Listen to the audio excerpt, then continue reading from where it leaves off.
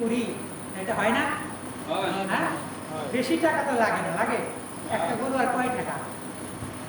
একটা শ্রেণী বিভক্ত করে নিয়ে আমরা যখন আমি যখন প্রাথমিক দিকে তরিকা নেই, প্রথমের দিকে 2012 সালের দিকে, তখন আমাদের বড় ভাই ছিল গরিবুল্লাহ। আমি তখন দেখেছি আপনার উনি মাহফিল আসলে একটা সিস্টেম করতো কি, যে আপনার 3টা শ্রেণীতে ভাগ করতো। কিরকম? যে প্রথম 10 জন এরা ধর 5,000 করে, পরে 10 জন এরা 3,000 করে, পরে 10 জন 2,000 করে, পরে হইলে আপনার 1,000 করে, পরে 500 করে যা পারে। এটা সহজ হয়, সবাই তো এক না, ঠিক না বলেন?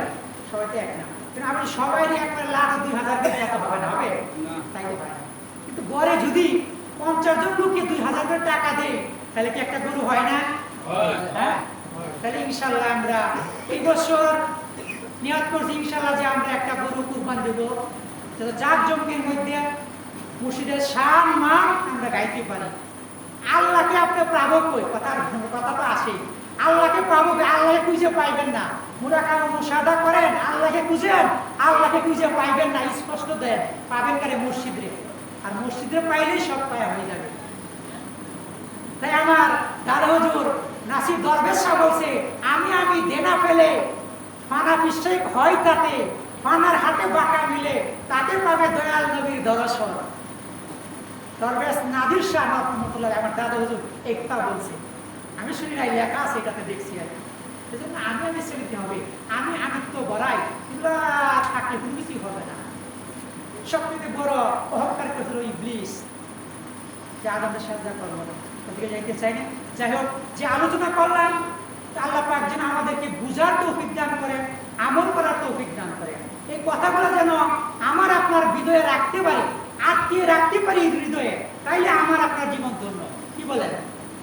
বেশি কিছু লাগে না, একটা জিনিস আটকায় ধরেন, আপনার জীবন পাইতে যাবে। কি?